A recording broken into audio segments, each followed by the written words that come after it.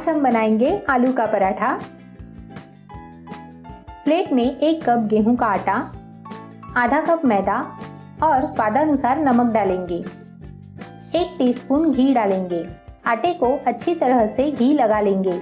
आप सिर्फ गेहूं का आटा यूज कर सकते हैं, लेकिन मैदा मिक्स करने से पराठे फटते नहीं हैं। अब थोड़ा थोड़ा पानी डालकर आटा लगा लेंगे। आटा न ज्यादा सख्त हो न ज्यादा पतला हो। इस तरह आटा लगा लेंगे। आटा लगकर रेडी है। 15 मिनट ढक कर रखेंगे। तब तक स्टफिंग बना लेंगे।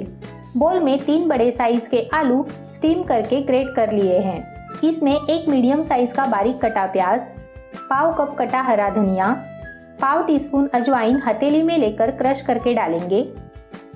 2 हरी मिर्च और 1 इंच अदरक की पेस्ट, 1 टीस्पून लाल मिर्च पाउडर, 1 टेबलस्पून धनिया जीरे का पाउडर, आधा टीस्पून आमचूर पाउडर और स्वादानुसार नमक डालेंगे। सभी सामग्री को अच्छी तरह से मिक्स कर लेंगे। आलू हमेशा स्टीम पर ही पकाएं। आलू स्टीम पर पकाने का मतलब कुकर के बर्तन में धुले हुए आलू बिना पानी डाले स्टीम करना। ऐसा करने से आलू में पानी की मात्रा नहीं होती और हम जो रेसिपी बनाते हैं वो सॉगी नहीं होती। हमेशा बॉइल्ड आलू ठंडे होने पर ही रेसिपी में यूज करें।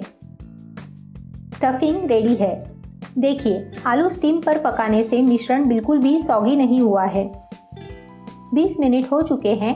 आटे को थोड़ा गूंथ लेंगे।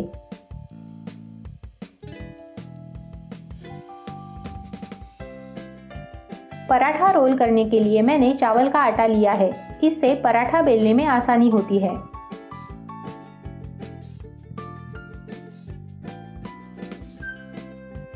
आटे से लोई तोड़ेंगे और सूखा आटा लगाकर कटोरी का शेप देंगे।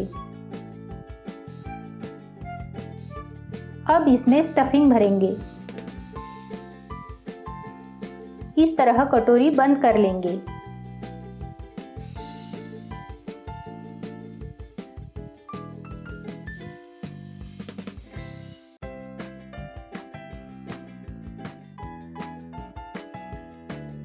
अब इसे सूखा आटा लगाकर हल्के हाथ से प्रेस करेंगे।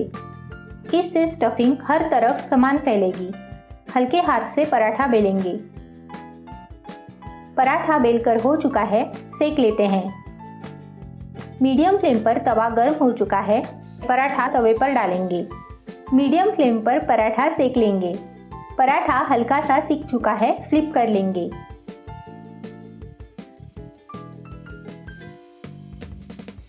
घी लगा लेंगे। आप तेल या बटर भी लगा सकते हैं। पराठा दोनों तरफ से चिट्टियां आने तक सेक लेंगे।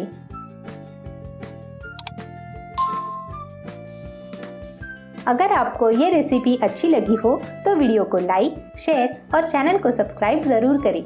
आलू पराठा रेडी है।